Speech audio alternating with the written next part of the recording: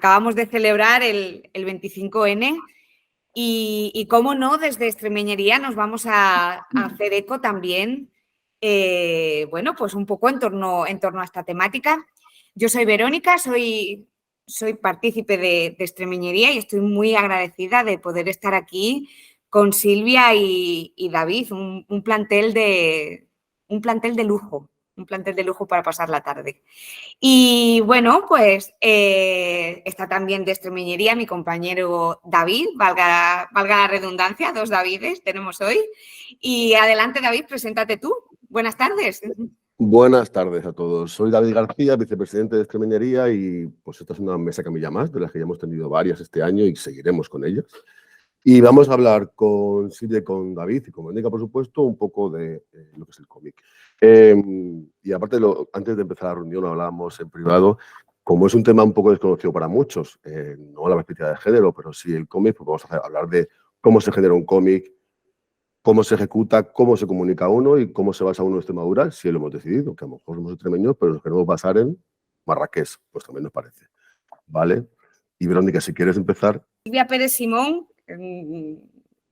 autora de Mujeres Extremeñas Ilustradas, se define como apasionada de la comunicación. Desde niña escribe, a mí esto me ha fascinado, la verdad sea dicha. Y es nada más y nada menos que premio al mejor guión audiovisual de Extremadura en el año 2018, primer premio en el concurso de cómic del Ayuntamiento de Vilafón del año 22. Trabaja en gestión cultural. Silvia, o sea, a mí me tienes fascinada, pero un poco lo que decía David al principio, ¿no? Cuéntanos, háblanos del cómic, porque antes de meternos de lleno en tu obra de Mujeres Extremeñas Ilustradas y demás, yo tengo dudas. A ver, esto del cómic aquí, ¿cómo funciona? Cuéntanos. Bueno, lo primero, muchas gracias por tu presentación, Verónica, y gracias a David y a los dos por habernos invitado, tanto a mi compañero David y a mí, a estar aquí con vosotros. Estamos encantadísimos. Y bueno, y sobre todo, pues para hablaros de esta obra, que la tengo aquí, soy privilegiada, puedo decir, hasta por tenerla en papel, y ahora os contaré por qué. Porque, bueno, esto... Bien, David, lo tiene. Bien, David también la enseña, bien. Es que costó sangre, sudor y lágrimas. Pero por fin lo conseguimos sacar adelante, todo el equipo. Y bueno, pues la idea se me ocurrió, si queréis os empiezo contando cómo fue el proceso de gestación de esta obra, ¿vale? Bueno, a mí se me ocurrió crear un cómic sobre mujeres extremeñas, pues para empezar, porque estamos en ya lo que se llama la cuarta ola del feminismo, después de ya del siglo XIX de trabajar por los derechos de la mujer, ahora estamos con más énfasis en el tema de la violencia de género, pues estamos inmersos en ese contexto cultural, ¿no? Entonces, ese efecto llamada de hablar sobre mujeres estaba ahí presente, pero por supuesto el poner en valor y reconocer la labor de tantas mujeres no solo famosas, sino también desconocidas e incluso cercanas a mí. O sea, creo que... De hecho, perdona que te corte, algo muy importante en el feminismo es precisamente eso, hacer visibles a todas las mujeres que han estado silenciadas, o sea que bravo. Gracias, Verónica.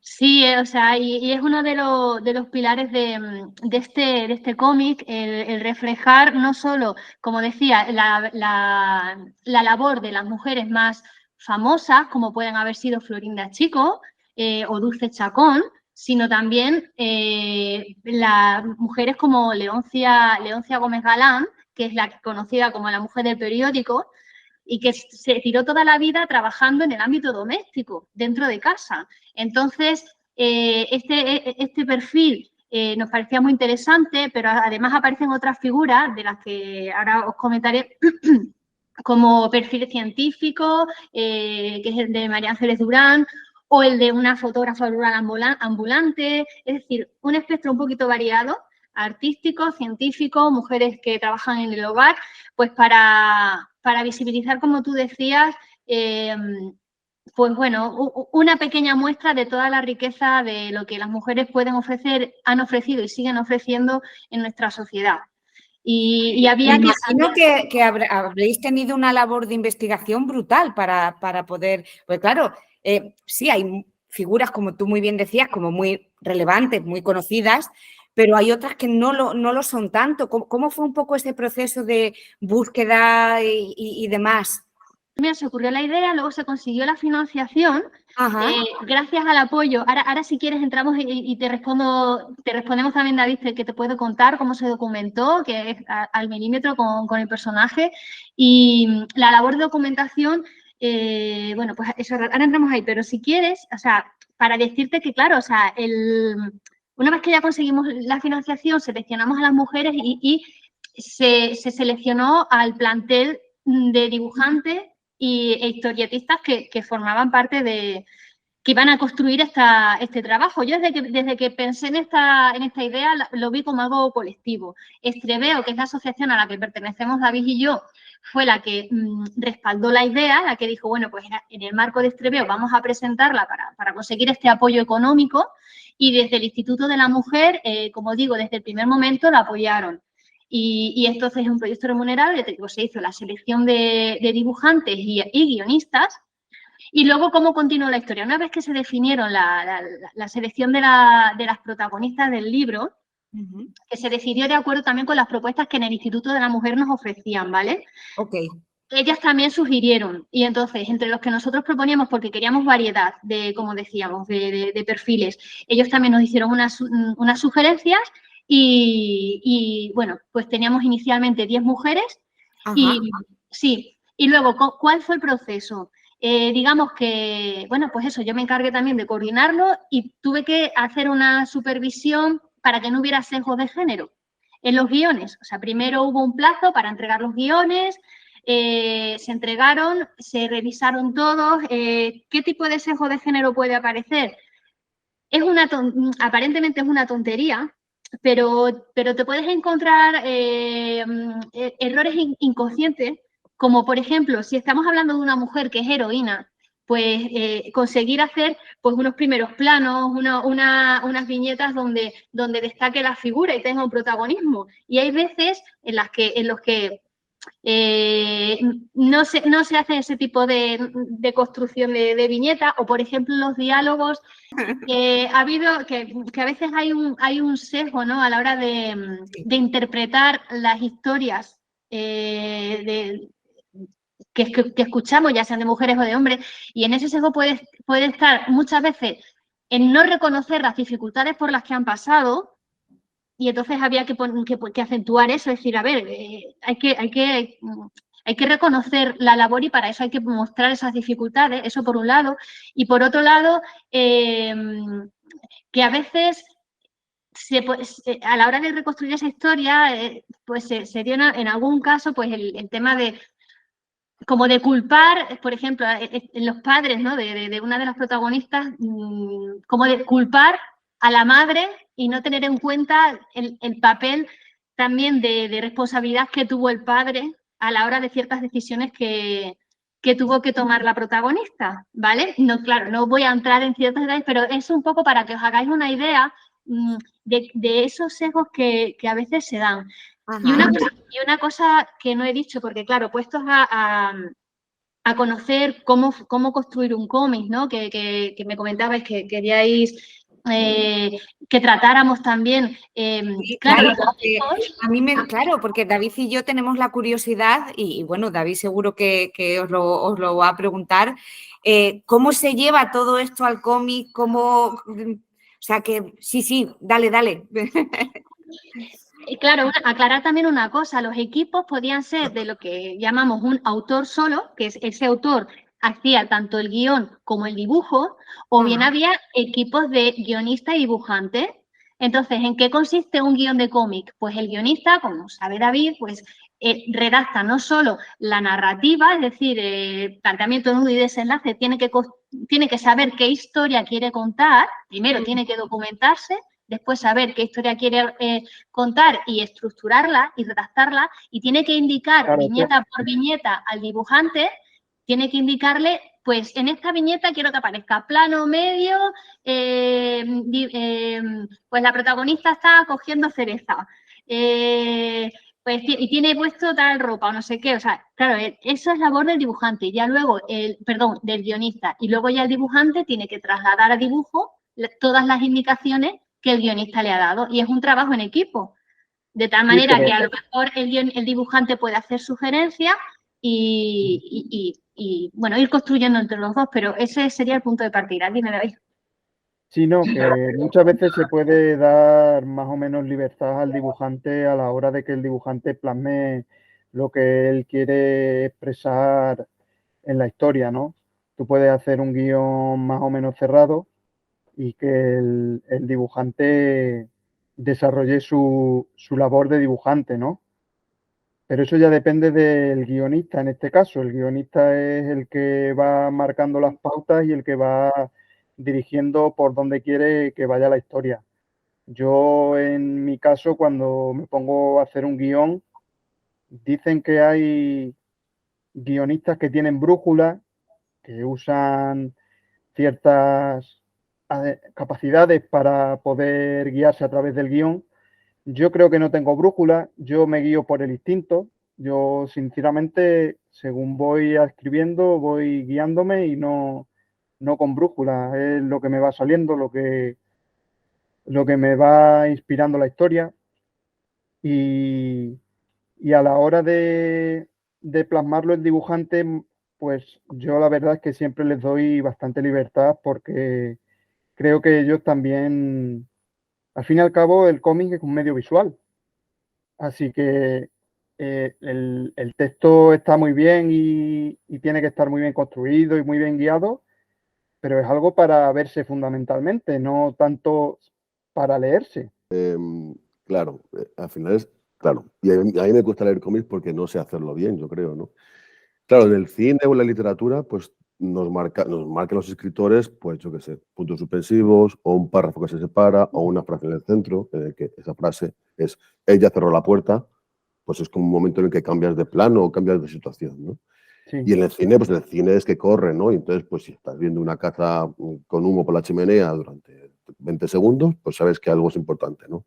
Uh-huh. A mí lo que me parece de vosotros muy interesante y muy difícil también es cómo conseguís que el que consume el cómic se detenga donde queréis y que yo me pase esa página más despacio que la siguiente. Es lo que me parece complicadísimo. ¿Cómo controláis mis tiempos? Con el cine es fácil, con la Sí. lectura también, pero con un gráfico, ¿cómo consigues que yo me detenga ahí, no? ¿Puedo ir yo, Silvia? Sí.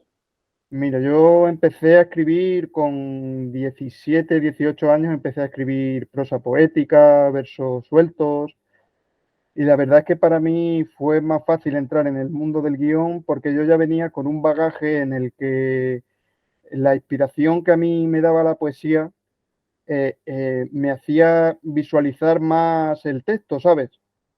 La poesía suele ser muy visual, te suele dar flashes de vistosidad, de verse.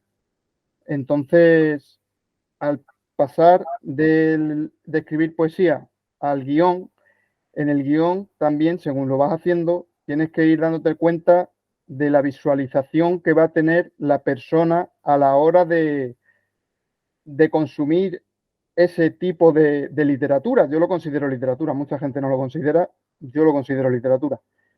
Entonces, al realizar el guión, tienes que tener toda esa parte en cuenta de lo que el lector va a ver, aunque luego la labor del dibujante la marca el dibujante. Y muchas veces una parte del guión que tú tenías escrita de una forma y que pensabas que iba a ser de una forma, al llegar a las manos del dibujante, cambia completamente.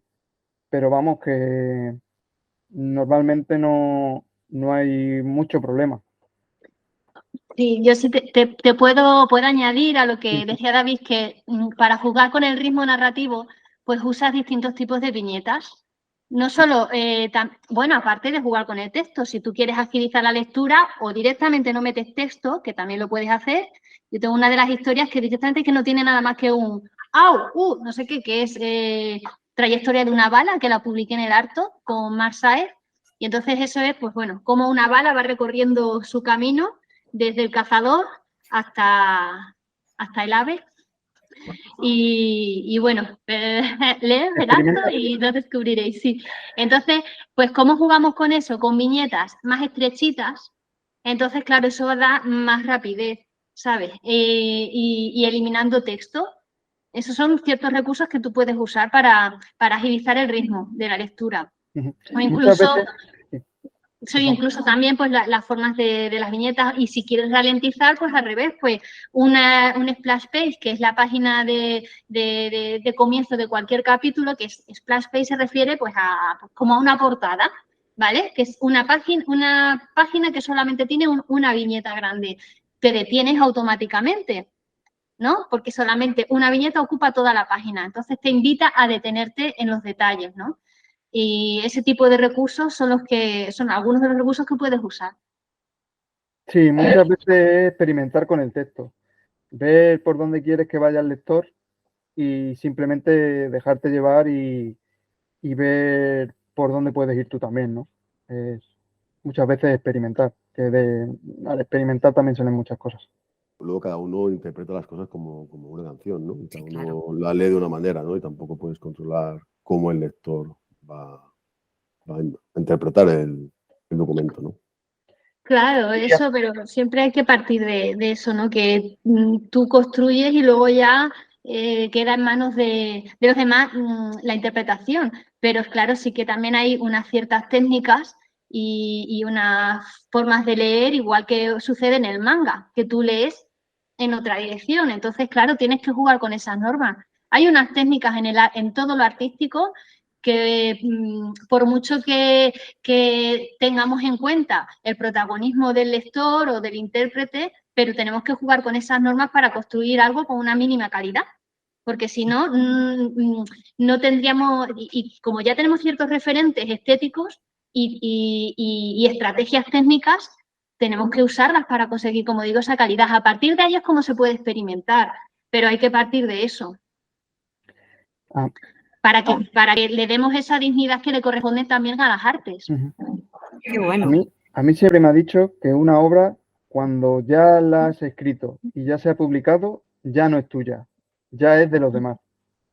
Ya son los demás los que se idean más o menos lo que tú querías expresar en el texto y lo que el dibujante en el guión o el autor completo quería mostrar en ese caso. Pero ya una vez que la has terminado y se ha publicado, ya esa obra ya no es tuya, ya son los demás las que van los que van a evaluar esa obra. ¿Qué feedback habéis recibido de todo esto, ¿no? Por eso que tú dices, ¿no? De que ya una vez que sale esto de alguna manera deja de ser tuyo, ¿no? Ya es también de la interpretación de cada uno. ¿Qué habéis recibido? ¿Qué os dice la gente que lo ha leído? ¿Qué os dice? Hombre, la crítica yo creo que siempre ha sido buena. Eso te puede decir más Silvia, que es la que más ha hecho por la obra que llegue a más gente y a más sitios. Pero vamos, a mí, yo por lo que tengo entendido y por lo que me han dicho, ha sido una buena publicación y ha sabido llegar al público. Estupendo. Silvia podría decir algo más, yo creo. Sí, yo, bueno, sí, me estoy encontrando buena acogida por parte de la gente. Ya hay centros educativos interesados en que vayamos con ellos, que están trabajando con los niños y entonces eso es un gustazo. Incluso cuando la gente que lo ha leído, pues te dice, pues ahora mismo la madre de un amigo no me decía, no, pues yo me siento identificada con Leoncia, como os decía, la mujer que trabajaba en el hogar.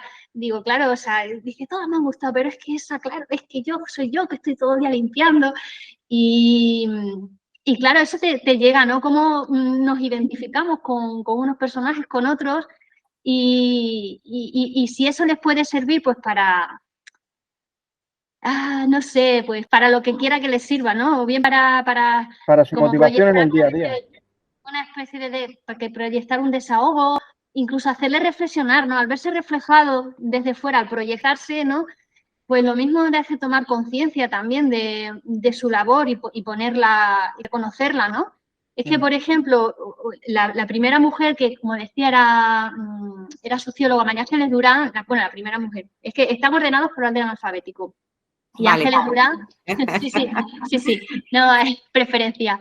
Y entonces Ángeles Durán, que es socióloga, catedrática de sociología, además muy reconocida Sí. a nivel nacional e internacional, que es de Sierra de Gata, que es de donde yo soy, y la primera mujer en recibir el Premio Nacional de Sociología. Bueno, pues Ángeles Durán, entre otros muchos trabajos que realizó, sobre los que investiga sobre el cuidatoriado. Y el cuidatoriado se refiere a la puesta en valor económica de ese trabajo, como decíamos, invisible de las mujeres en el hogar, que puede ser también de los hombres, pero tenemos que reconocer que la mayoría de las personas que ejercen ese trabajo son mujeres. Y es un trabajo que no está cuantificado a nivel económico y, sin embargo, tiene un valor, pero un valor no solo social, afectivo, por supuesto, es que eso es indudable, sino un valor económico del que la sociedad se está aprovechando, y es el valor del tiempo y la atención que estamos dedicando a los seres queridos y que no, es una pena porque no es que, a ver, uno de los méritos que también tiene este libro es que no solo queremos poner en valor, como insisto, como decíamos, la proyección, el éxito externo, el reconocimiento, porque es muy importante también lo que se hace aunque no tenga un reconocimiento, ¿no? Pero además, puestos a visibilizar, hay que reconocer las cosas como son.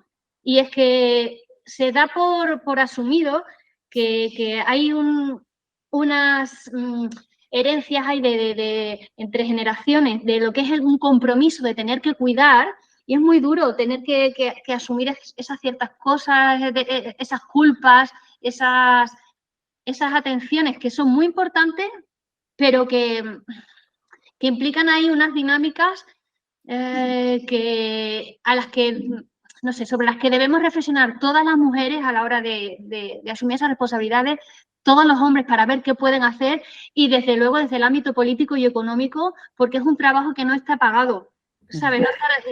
Y podríamos decir que incluso vale más, este cómic lo hizo Volarte Atendiendo David, y entonces él señalaba, atendiendo a los datos de Ángeles Durán, mira, lo voy a decir, que es que su valoración, incluso con su valoración más baja, valdría más que toda la agricultura, pesca y el transporte juntos, según el análisis que hizo esta mujer, ¿no? Vale, David. Sí, bueno, lo que acabas de decir al final, o sea, yo que aparte de hacerlo mal, somos un poco hipócritas, ¿no? Porque realmente esas mujeres funcionan y son imprescindibles y no ya hablando del cariño o el cuidado, sino de un motor económico, que es así, y que vivimos en la pandemia. Nos faltaban cuidadores y nos iba la vida en ello directamente, ¿no? Y nos faltaban panaderos, que también los panaderos tampoco están muy reconocidos, ¿no? Y eran como la gente a la que hemos respetado menos, es la que más necesitamos. Y sobre todo Silvia y David, yo creo que es importantísimo este documento, porque claro, si encima están invisibilizadas, ¿cómo vamos a pensar en ellas? Si no hay documentos en los que se hable de ellas, pues nunca se le va a reconocer. Por eso es imprescindible también documentos como estos y trabajos como estos, ¿no? Porque, hombre, por lo menos si no me reconoces, vale, pero por lo menos te lo voy a dejar escrito para que te enteres, ¿no? Y como muy bien decía Silvia, ¿no? Aunque solo sea pararse a pensar, ya estamos haciendo mucho. Sí, yo quería añadir una cosa. Yo, como hombre, no sé las cosas que podremos cambiar o no, pero lo que está claro es que las mujeres no son solo las mujeres, son nuestras madres, son nuestras hermanas, son nuestras abuelas, es nuestra familia, son el 50% de la población, somos nosotros. Entonces, es algo que va con nosotros en la vida, que está con nosotros. Entonces, no me cabe, bueno, que haya cosas como la violencia de género, cosas de esas, es que no me caben en la cabeza, pero bueno. Ya hablando de... Gracias, David. Y luego yo, David, que yo también soy un hombre, pues el problema es no solo eso, sino de reconocer a las mujeres y también reconocernos las mujeres que llevamos dentro de los hombres, ¿no? Porque a veces yo creo que hay cuidados de mujeres que que a lo mejor la sociedad no me permite y a lo mejor me apetecería cuidar de mis hijos, ¿no? Y se supone que es algo que le han encargado a mi hermana, porque se supone que va a ocurrir así cuando tenga que ocurrir, pero a lo mejor también yo necesito también no perderme cosas femeninas, ¿no? Y yo creo que está muy bien que estemos todos ahí, ¿no? Claro. Sí, sí, Bravo, bravo, aplaudo. Aplaudo. sí.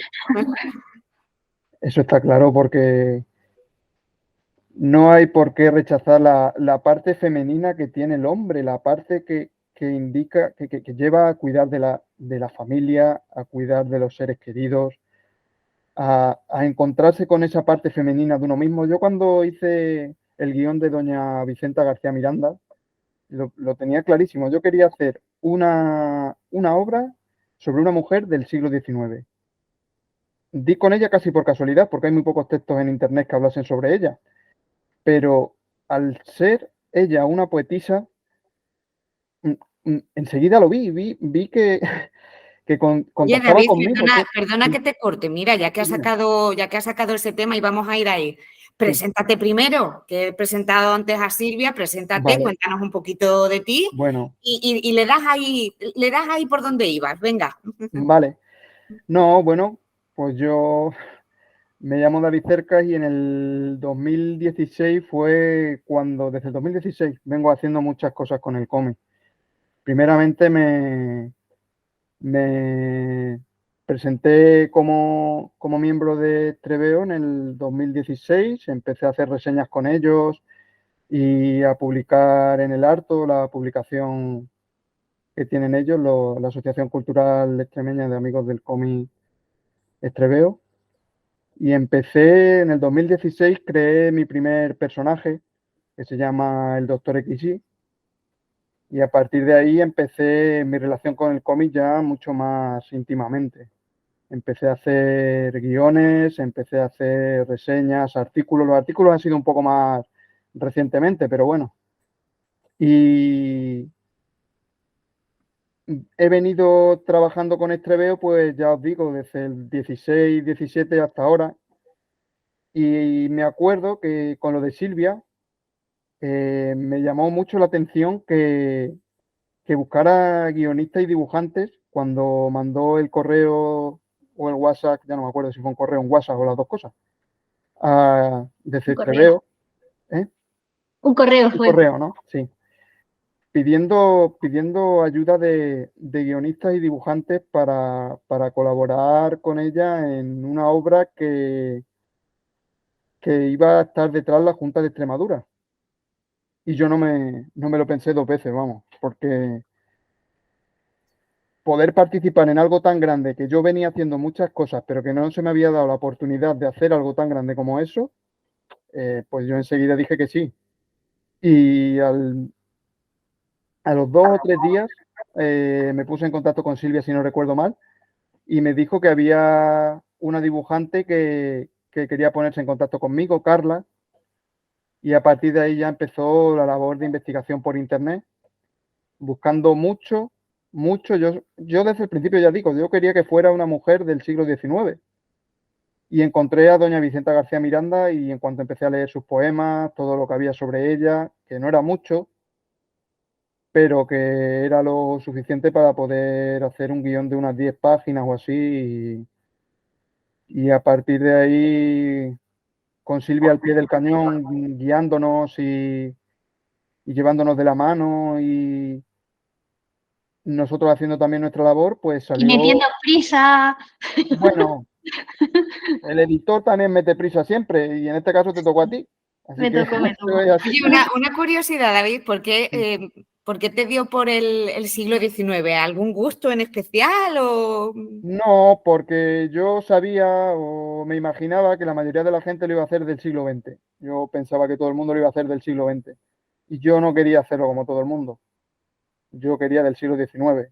Qué bueno. Y yo creo que lo que más llama la atención de mi historia de doña Vicenta García Miranda, es que está narrado en primera persona y además está narrando como si está en lenguaje en castellano antiguo, como si fuera la propia Vicenta García Miranda la que hablase por mí. Entonces, es un giro de tuerca que yo quise darle porque quería que hablase ella por mí, pero claro, no podía ponerle un lenguaje actual a una persona que vivió en el siglo XIX. Entonces, usé el castellano antiguo y a lo largo de la obra pues se va desarrollando lo que es su vida, lo que es su obra. Y yo estoy muy contento de haber aportado mi granito de arena a que una mujer que no se conocía, que se conocía muy poco, pues se la pudiera dar luz también de esta forma. Qué bueno, qué bueno. Y un poco a propósito, ¿no? de eso que decís, de sacar a la luz, ¿no? Bueno, pues de hacer visible a quienes hemos sido invisibles durante muchísimos, muchísimos años, ¿no? ¿Qué reflexión le podéis hacer a las mujeres actuales extremeñas? ¿Qué lección creéis que pueden sacar de esto? Contadnos un poco a propósito de este 25N. Venga, que las extremeñas actuales, venga, venga, vamos. Pues no sé, que luchen por sus derechos como han hecho siempre y en las últimas décadas y en el último siglo. Pero que nosotros también tenemos que estar apoyando, eso está claro, porque si no, los cambios los hace toda la sociedad y toda la sociedad somos todos los hombres y todas las mujeres. O sea que o estamos todos a una o si no, la rueda no avanza. Así que todos juntos somos los que tenemos que tirar del carro. Yo las invito a, no sé, ¿qué le puedes decir a una persona que pueda estar pasando por ciertas situaciones? Sí. Bueno, que tiene mi apoyo y el apoyo de todos, ¿no? Eso es lo primero, que no se sienta sola, y que se quiera, que aprenda a quererse. Y la herramienta que yo ahora mismo puedo ofrecerle es el cómic, que este cómic, que además está disponible de forma gratuita, se puede conseguir en la página web de Educar en Igualdad.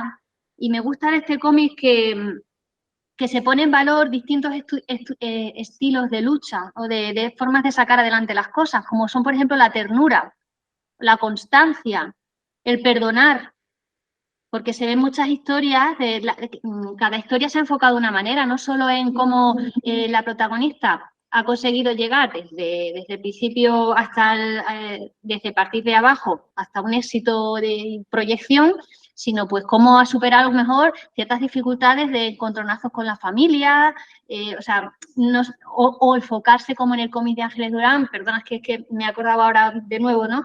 Es que no quiero priorizar ninguno porque todos son fantásticos, con distintos estilos de dibujo y con distintos enfoques, entonces todos merecen la pena su lectura. Pero me refería a ese, por ejemplo, que ese se enfoca en uno de los estudios que hace la protagonista, ¿no? Entonces, yo invito a que lean un poco y tengan en cuenta cómo cada mujer encuentra su camino. Y esos caminos son válidos, no tiene por qué ser un enfrentamiento. Además, otra de las cosas positivas que tiene este cómic es que los hombres, como decía David, no tienen que ser el enemigo. De hecho, en varias de las historias son sus compañeros y apoyo. Por ejemplo, en la historia de Chon, de Asunción Cano, que es la fotógrafa sobre la que yo hablo, su compañero de vida con el que sigue, que Asunción Cano es la única mujer que, bueno, no, perdón, y Ángeles Durán, que están vivas con respecto a las demás mujeres. Lo que pasa, es la única a la que sí que me inspiré directamente con entrevistas, o sea, me documenté con entrevistas, pues la conocía y me documenté. Yo había hecho un trabajo sobre la fotografía rural ambulante y entonces pues la conocía y fue a raíz de eso. Lo que quiero decir es que el compañero de ella, su marido, también se dedicó a la fotografía. Y no había enfrentamiento ni a ver quién era mejor, a ver quién era peor. Emigraron al País Vasco y empezó él como fotógrafo y después de un tiempo presentó a su mujer y le dijo a las personas con las que trabajaba, mi mujer es quien me ha enseñado a mí. O sea, que eso también se da. El hombre no es el enemigo y tenemos que partir de ese mensaje para construir un feminismo saludable. Entonces, poco más puedo añadir eso, que todo mi apoyo, ánimo a las mujeres que lo están pasando mal y que se puede cambiar, pero hay que escucharse a una misma, para eso hay que parar y la lectura es una herramienta para poder parar, conocernos mejor, ver qué necesitamos y a partir de ahí enfrentarse con lo que sea. La lectura, bueno, la lectura y el cómic y como definamos el cómic, ¿no? Como literatura o como, no sé, un arte gráfica. Pero ¿por qué os parece especialmente, o mi sensación es que, yo qué sé, el cómic que teníamos entendido en los 80, en España por lo menos, era como un espacio del humor, más bien, ¿no? Como de gente más joven, ¿no?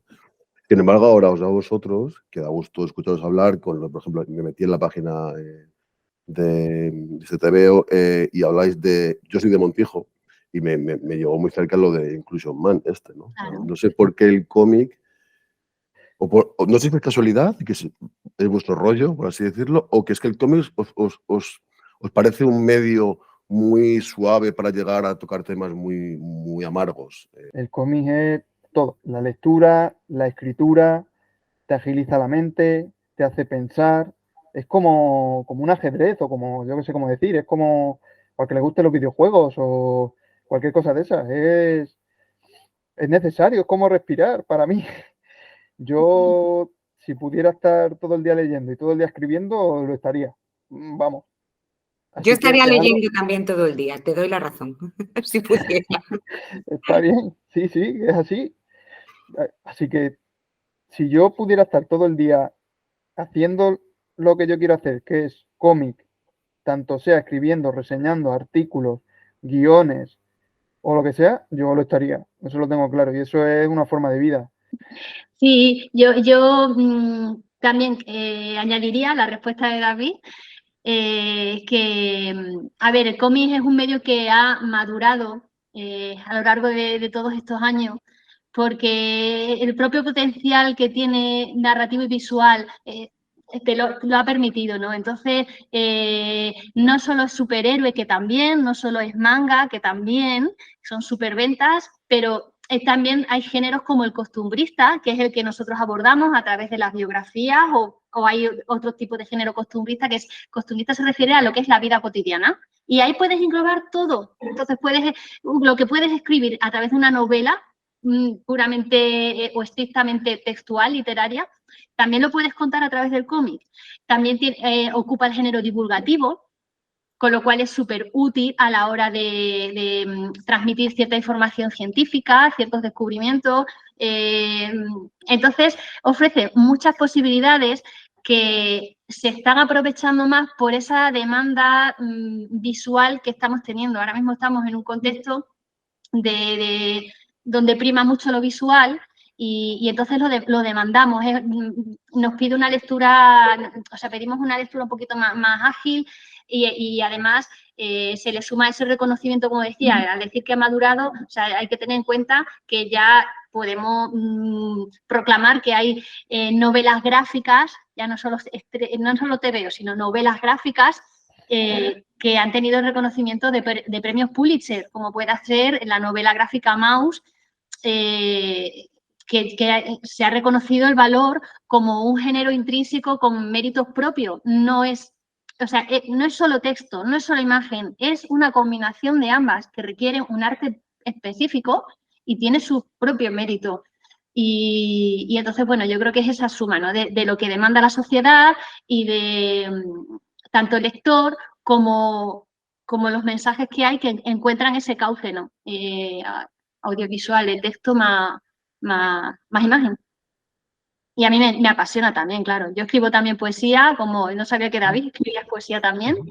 Y bueno, poesía y demás. Y es verdad que yo también había venido del mundo académico, porque estuve con la tesis también y eso es muy duro. Entonces, claro, esto me ha permitido desahogarme, expandir mi imaginación y expresarme de otras formas más en las que me siento más cómoda.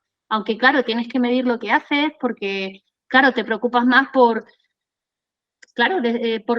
igual tienes que cuidar la narrativa, tienes que tener claro lo que quieres transmitir y los recursos, como decía, de este tipo de medio, ¿no? Pero me da más posibilidades, me resulta más cómodo me siento más cómoda, desde luego. Es un medio más de transmitir información. Por ejemplo, yo con las reseñas o con los artículos yo lo hago casi todas las reseñas y artículos sobre cómics de superhéroes, pero porque en mi interior es lo que más me gusta. Pero es lo que quiere transmitir al realizar esas reseñas y esos artículos. Que bien, yo me voy al estilo periodístico, ya. Es casi como, es información, tú estás transmitiendo información, de una u otra manera estás transmitiendo información. Entonces, el mundo del cómic te da muchas posibilidades y se abre a muchos campos aparte del cómic. El mundo del cómic abarca más de lo que parece. No es solo leer y leer o lees y escribes, es todo lo que abarca esa lectura y esa escritura. La divulgación, el crítico de cómic es lo que hay alrededor del cómic El cómic como recurso educativo, también. como estábamos diciendo, o sea, que sí que se está potenciando cada vez más este medio. Bueno, en general la literatura, ¿no? Tampoco nos vamos a limitarnos, pero los libros, pues hay que leer. Cómic, poesía, que son géneros minoritarios, todos, pero bueno, yo hoy vamos a poner David y yo ese acento en esos géneros. Solo un 2,6% de todo lo que, de todos los libros que se producen son de cómic, de todos los libros que se venden son de cómic. O sea, sigue siendo todavía minoritario, pero más que la poesía, porque la poesía y el teatro son un 0,3. La poesía y el teatro juntos. Es que a mí una cosa me llevó a la otra, ya te digo, yo empecé escribiendo poesía y de ahí pasé a los guiones y me vino muy bien escribir poesía para pasar de una cosa a otra. Sí, es cierto que coincido contigo, David. La poesía es muy visual, entonces yo también lo noto. Sí, se nota. Jolines, lo que está claro es que sois unos auténticos cracks. O sea, a mí me dais muchísima envidia esa facilidad creativa que tenéis y de verdad me quito el sombrero y me llena de orgullo poder compartir espacio, región, feminismo y demás con vosotros en esta mesa camilla. Jolines, es que yo, de verdad, yo estoy con la boca abierta. El cómic evoluciona como, también quizá tiene menos periodo, pero evoluciona como evoluciona el arte, es decir, hay un cómic minimalista, hay un cómic más barroco, hay como fases. Y luego otra pregunta también, ¿hay también regionalismos? Es decir, ¿hay una forma de hacer cómic español o extremeño, ojalá, que se diferencia del italiano o no sé? ¿Eso existe? Eso del regionalismo a mí no me cuadra. Yo creo que se puede hacer en Extremadura, por ejemplo, un cómic de superhéroes. Ponías el caso de Montijo, de Inclusión Montijo, igual que lo hacen en Estados Unidos. Lo que pasa es que al nivel de Extremadura, pero por hacer se puede hacer cualquier cosa en cualquier región. Si es que lo único que hay que tener es una cabeza inventiva y saber plasmarlo en un papel, pero eso lo puedes hacer aquí en Estados Unidos, en Francia o en donde sea. Yo creo que, por ejemplo, Almodóvar nos ha enseñado eso, ¿no? Que tú puedes contar una historia de La Mancha y que vuelva loco en Hollywood. En Estados Unidos o donde sea, sí. Está claro. Que lo regional se puede abrir. Y además es que universal. No, es que además, hablando de regionalismo ahora en un mundo tan globalizado, el mundo, ahora mismo con las redes sociales, todo el mundo está conectado. Entonces, por mucho que tú quieras centrarte a una región o a un país solo es imposible porque está todo conectado. Entonces, Sí, una pero cosa David, perdona que te corte, quizás yo creo que lo que preguntaba nuestro tocayo es más si hay una manera a la extremeña, ¿no? Obviamente, no tanto que lo que tú estás diciendo, que obviamente no se cuestiona, ¿no? Pero que a lo mejor simplemente, bueno, que no lo hay, ya está, ¿no? Por lo que tú dices, mundo globalizado bajo mi punto de vista no lo hay. Bajo mi punto de vista no lo hay. Okay. Hay extremeños que hacen guiones y extremeños que hacen cómics. Y dibujan. Y dibujan, también. Siempre yo me voy a los guiones, que es lo mío. Pero a ver, no veo, es que yo no sería capaz de encontrar la diferencia entre un extremeño haciendo un cómic o un valenciano, o un catalán, o un andaluz, o un gallego, o uno de Castilla-La Mancha. Es que no. Pero de un sueco, David, ¿no hay diferencia? Sí, ahí voy, David. Escúchame, ahora lo explicas tú, porque tú que controlas mucho el tema de las reseñas, Sí, ahora le puedes aclarar quizá por donde vaya David, periodista. Pues a ver, lo que sí podríamos, sí que se engloban en grandes grupos, o sea, como el cómic americano, el cómic franco-belga y el manga, para que nos hagamos una idea. Entonces, todos solemos asociar el cómic americano, pues, de lo que más se ha producido, pues, son cómics superhéroes, Marvel y DC. O sea, tenemos esas grandes editoriales, potencias industriales ya audiovisuales, que no solo generan cómics, sino películas, merchandising, o sea, todo lo que haya asociado al cómic. Y empezaron como tiras cómicas en su día en periódicos. Bueno, eso si no nos remontamos a la prehistoria del cómic. Pero bueno, hablando ahora del contexto del cómic americano. Pero claro, luego tenemos la historieta franco-belga, que tenemos a Tintín, tenemos a Asterix y Obelix. O sea, para que veáis un poco ese contraste de personajes. Silvia, Y ya lo que me refería. Un segundito, Vale. David.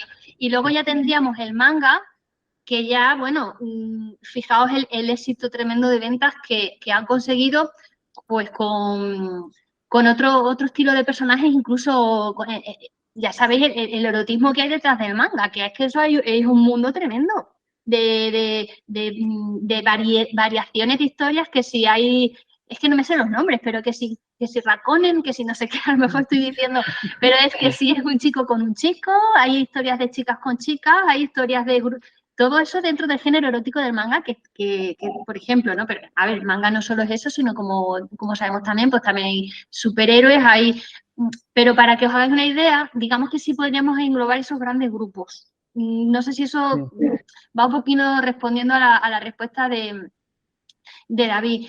Creo que todavía es difícil, como decía mi compañero, el englobar por regiones. Creo que todavía es complicado porque también tenéis en cuenta que hacemos colaboraciones entre compañeros, a lo mejor dibujantes y guionistas de distintas regiones. Entonces, claro, ahí la suma es un poco difícil de cómo dices, esto es de Extremadura, esto es de, ¿sabes? Hay también esa complejidad. Entonces, bueno, yo apuntaría a eso, David, ya te dejo. Sí, no, yo para Gracias. explicarlo, yo es que pienso que el cómic no tiene fronteras. O sea, está muy bien, sí, y es cierto que se cataloga así. En Estados Unidos Marvel y DC, en Francia el cómic franco-belga, Tintín, tal, Asterix y Obelix y tal, y en Japón el manga y todo.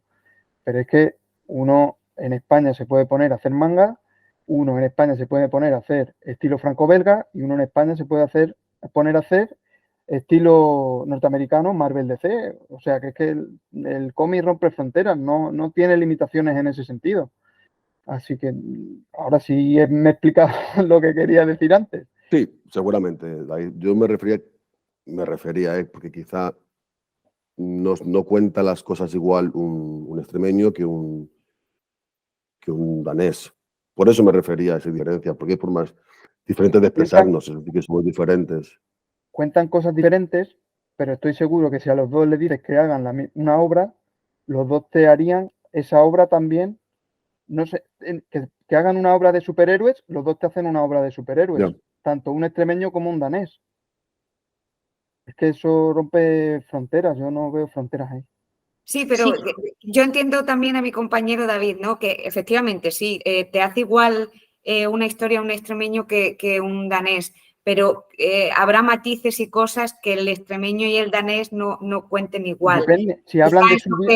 Lo que David quiere decir. Sí, pero depende, porque si hablan de su vida, de su propia vida, claro, el extremeño te habla de su vida propia y de lo que él vive, y el danés te habla de su vida, de lo que él vive. Pero si el extremeño te hace una obra como puede ser Juego de Tronos, el danés también te puede hacer una obra como puede ser Juego de Tronos. Es dependiendo de lo que esa persona quiera hacer, claro. Va a ser mucho más fácil para el danés hablar de Dinamarca y para el extremeño hablar de Extremadura y de lo que vive en Extremadura, claro, eso sí. Pero ya, Claro. si no acotamos a la región y lo abrimos un poco más a lo que puede hacer esa persona, te puede hacer una obra igual que uno que el otro, si salimos de ese aparcelamiento. Digo yo, no sé, yo es lo que opino. Sí, yo lo que quería añadir es que ahí influye no solo lo que uno quiere contar, sino la propuesta editorial o empresarial para la que tú estés trabajando. Entonces, claro, si ahora mismo pues nosotros que colaboramos con El Harto, ¿no? Que es el fanzine que saca Estrébeo, no solo saca ese fanzine, saca también otros fanzines infantiles como El Dragón de los Sueños. Pero bueno, pues El Harto, por ejemplo, por ponerlo, ¿no? Pues ahí podemos escoger historias libres. Entonces, cada uno cuenta lo que le da la gana, ¿no? O incluso que yo, aparte de Estrébeo, yo decido publicar una historia y me voy a buscar la manera de publicarla buscando una editorial o autoedición, como sea. Ahora, si yo trabajo para un editor o para una empresa, esa empresa me puede a mí hacer un encargo. Entonces, ahí me puede decir, pues mira, yo voy buscando un estilo de dibujante que me haga un estilo de dibujo americano, de tipo caracterizado como un superhéroe, quiero un Superman. Y además quiero contar una historia de aventuras clásica, ¿vale? Pues ahí, claro, ahí tú te adaptas, ¿no? Entonces ahí las fronteras se diluyen, pero si tú tienes cierta libertad, pues claro, sale tu identidad y sale el contexto cultural donde tú estás viviendo. Eso va a salir sí o sí. Tanto incluso si quieres poner en la forma de expresarte unos acentos un poquito más extremeños o un poquito más extremeños, que a mí a veces me sale el poquino cuando me voy a Madrid o donde sea y me da igual. Claro, tanto por ahí como incluso a mí me gusta mucho reflejar el entorno rural, tanto en las poesías como en los cómics. Entonces, al final sale sí o sí, claro. Y sí pienso que se acabarán haciendo estudios, claro, yo vengo también, como decía, del ámbito de la antropología, ¿no? Y entonces,